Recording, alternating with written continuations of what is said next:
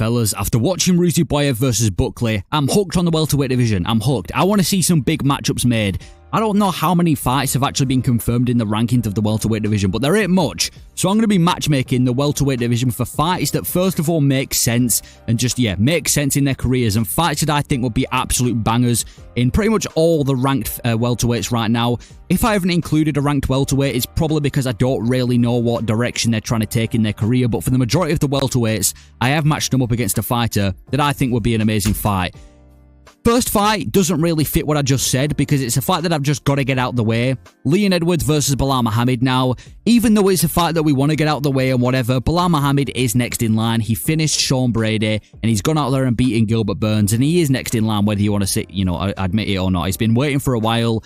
Hopefully this can be as the core main event for UFC 304 because at the end of the day, it's still a title fight. But I just don't think this can be the main event. Let's have Aspinall versus Blades headline that UFC 304 card, and Leon versus Belal, a fight that we want to get out the way. But listen, the sooner this fight gets out the way, the sooner we could start having interesting fights in the welterweight title picture. And who knows, maybe this can be better than we expect, because I'm pretty sure everyone's expectations for this fight is at an absolute low. So maybe it can, even perform somewhat. But Leon versus Belal, we need to get out of the way. So I'm not going to spend too much time on that matchup. But assuming that Leon Edwards beats Belal Muhammad, we need to see the title picture of the welterweight division be interesting. We can't be seeing any more Colby Covingtons or Belal Muhammads near that belt. So I've got a fight here. It's a #1 contender matchup, and the winner of this can face Leon Edwards. And my gosh, is this a good matchup? Shavkat versus JDM. Arguably the best #1 contender fight in the entirety of the UFC right now, between the two best welterweights in the world right now if you take away Leon. Shavkat, JDM, imagine. If you saw my video where I made a UFC 305 card in Perth, you'd have seen that I made this matchup, and to be honest, I completely stick with this.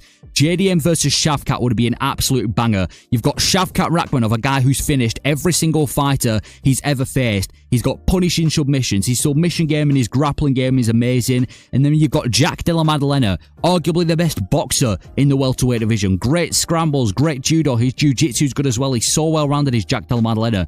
This fight is amazing. Jack Della Maddalena called Shavkat out. Shavkat could, make a case to say that after Belal, he deserves a title fight, but getting a win over JDM as well on his resume would push him even that much further to the belt. And I think the winner of this would, beating JDM or beating Shavkat is big. So for one of them to beat each other and then be fighting for the belt next, that would make the title picture so much more interesting than what it currently is in the welterweight division. So Shavkat versus JDM. Hopefully we can make this for UFC 305 in Perth. And I think this would be an absolutely cracking fight between two high-level welterweights right now. And if this fight does happen, honestly, it's probably going to be my favourite fight that he's booked in the UFC. So Shavkat versus JDM as a #1 contender fight. And then UFC 303, headlined by Conor McGregor and Michael Chandler. There needs to be something to spice up this card a little bit more. I understand McGregor's on the card. The pay-per-views are going to be bought regardless. But imagine if we had Ian Garry versus Colby Covington as the core main event. They've been going at it online, on Twitter, on Instagram. Every social media you can think of, these guys have been going at it. But we haven't seen them not been booked yet. I want to see them booked against each other. Ian Garry, Colby. Imagine the press conference. Garry, Colby and McGregor at the same press conference would be absolutely crazy. Arguably has potential to be the best press conferences of all time. The main reason I made this fight is for the build-up. We get to see Colby Covington and Garry go at it. Colby Covington absolutely flamed Garry at the press conference. We almost saw this at the UFC 296 press conference before Ian Garry obviously pulled out. So Garry versus Colby Covington. If Garry can beat Covington, that kind of pushes Garry into that title talks, title contention area, similar to where JDM is at and Shavkat. And if Colby Covington can beat Ian Garry, he's just stopped a big rival and just stopped one of the biggest I won't say one of the biggest prospects, but a fairly big prospect / contender in the UFC right now. So Garry versus Colby, let's capitalize on the rivalry while we can, because if not, I don't really care about either of these guys' Nexus fights unless it's against each other. So Garry, Colby, core main event for UFC 303, and I'm sure Garry would love to be on a McGregor card as well. And then talking about the guy who's just fought this weekend, Buckley. Now, I think there's a lot of matchups you can make for Buckley. You can make a Buckley versus Jeff Neal. I like that. You can make Buckley versus Wonderboy. I like that.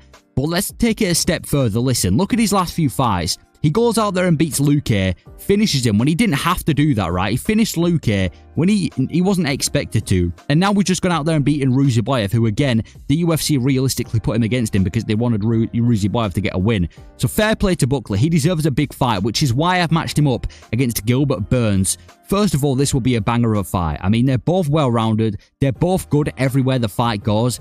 This is impossible for this to be a boring fight. Buckley versus Burns is a massive, massive fight. And now that Buckley's star power is rising, I need to see this guy against a high-level opponent like Burns. If Buckley can beat Gilbert Burns, again, we're going to have to see Buckley get pushed into title contentions, which is crazy. Buckley in title contentions of the welterweight division after taking on an old legend in Gilbert Burns.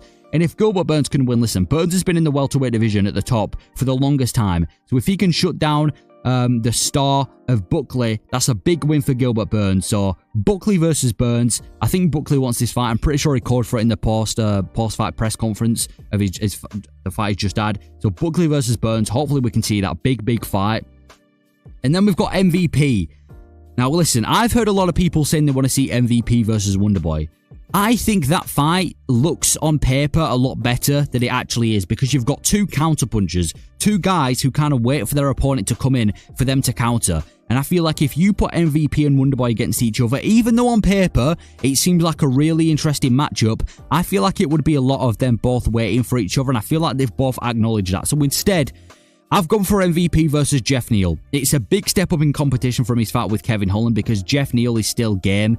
Jeff Neal is not good enough for the elite of the division. He lost to Ian Gary. He lost to Shavkat. And I feel like but he's still a dangerous fight though. Even though he can't, he's not able to beat the elite of the division, he's still a dangerous fight. And if MVP can beat Jeff Neal, MVP said he's here for a short time, not a long time. And he wants to be he wants to get close to that belt. So if we can see MVP go out there and beat Jeff Neal, who's a tough contender in the welterweight division, then that can push MVP straight into the title contention with guys like Ian Gary and all that lot. But if Jeff Neal can shut down the prospect of what is MVP, that will be one of the biggest wins of Jeff Neal's career. And I think on the feet, this is a banger of well. You've got Jeff Neal, a guy who has some of the greatest and slickest boxing in the welterweight division right now. Such a slick striker, dangerous as well. And then you've got MVP. I mean, do I need to describe him for you? One of the funnest strikers in the entirety of the UFC right now. So MVP versus Neal.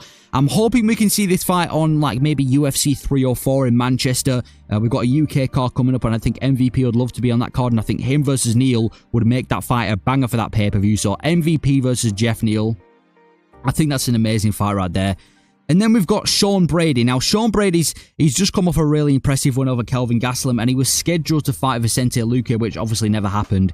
So for Sean Brady, I think he needs a big fight. But like I said, pretty much every single fighter above him, besides Usman, is booked already. Or I've match made them already. So for Sean Brady, I think he should fight the loser of JDM and Shavkat. Obviously, he's not going to be fighting soon because he is injured. But I feel like JDM versus Shavkat, that's going to be a super competitive fight. And obviously, the winner, like I said, gets a title shot. But the loser, I think they should fight Sean Brady. If Shavkat loses, we might have one of the highest level grappling matchups in the UFC right now with Sean Brady and Shavkat Rakhmonov. Both of those are some great grapplers. Sean Brady, Shavkat, their wrestling, their jiu-jitsu is on point, and that is such a high level grappling matchup. And if JDM loses, I'd still love to see JDM versus Brady. A guy like JDM who's well-rounded, if he's just lost to Shavkat, put him against another grappler. Sean Brady, why not? JDM Brady, a banger right there. But yeah, Brady, loser of JDM Shavkat, and hopefully that's not too long because he is injured right now. But yeah, that is me matchmaking the UFC welterweight division. I haven't matchmade some fighters like Kamaru Usman because, like I said, I don't know how long he wants to be out for, and I don't know if he wants to fight in the welterweight division or the middleweight division. So I haven't really made Usman get matched up against anyone. But yeah, that's the welterweight division ranked. Let me know your thoughts on these matchups. Thank you for watching.